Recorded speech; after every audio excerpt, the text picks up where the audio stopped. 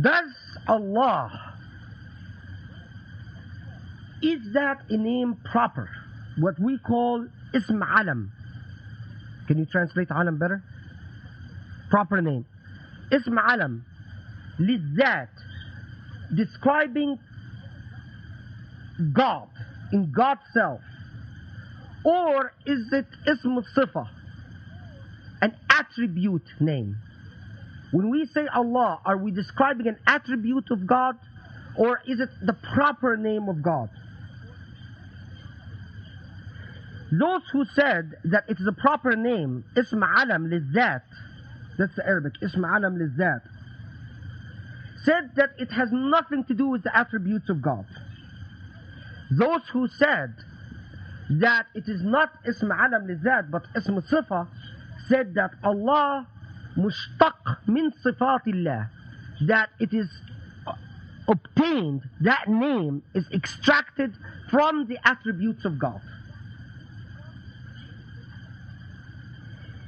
Okay, if it is extracted from the attributes of God, extracted exactly from what? What did you extract it from?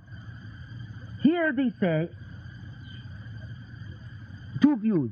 One view, it is extracted from ilah. Ilah is, Allah is the tafkhim of ilah. What's tafkhim? How do you translate that?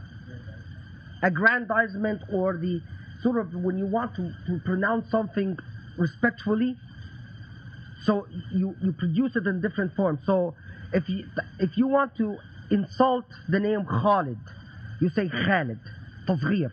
If you want to really insult, you say Khuwailid. That's tasghir. That's really insulting the name. If there is no aggrandizement for Khaled, that's it. But jihad, for example, if I want to aggrandize jihad, I say mujahid, aggrandizement of jihad. If I want to insult jihad, I call him juwayhid, means the little petty jihad. Khuwailid for Khalid, that's little petty. So Allah is the aggrandizement of ilah. Where does ilah come from? Ilah comes from the word walah. Walah. And here is where you start, the beauty of it starts coming to you. Walah means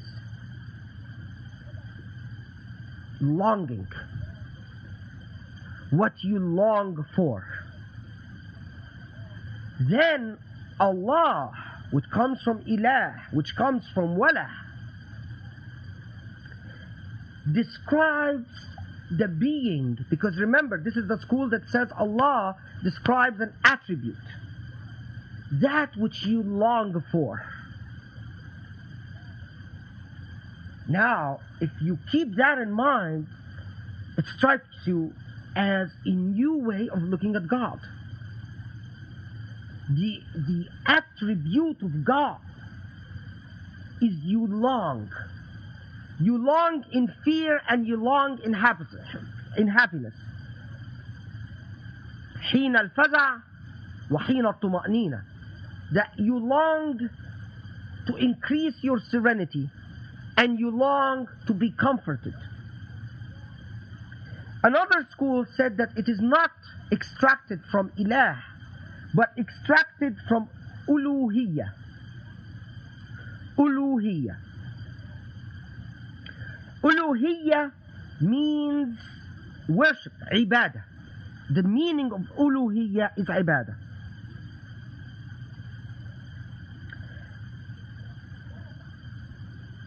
But ibadah itself means, again, dependency and longing.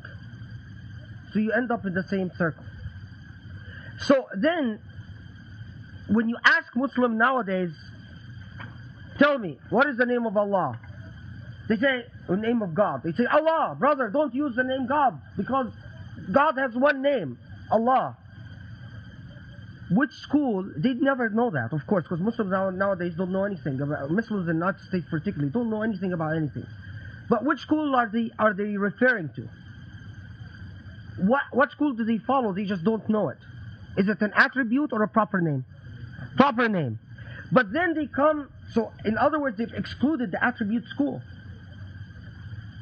But if you say, I can use God, but I can describe God as Allah, then here, is it proper name or attribute? Attribute. And then you might say that the attribute of Allah, is that what you long for, you ache for?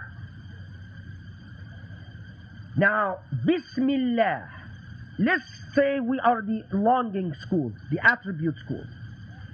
Then by the name of that I long and ache for. Or, I start by the name of that which I long and ache for. Completely different meaning. Completely different positioning.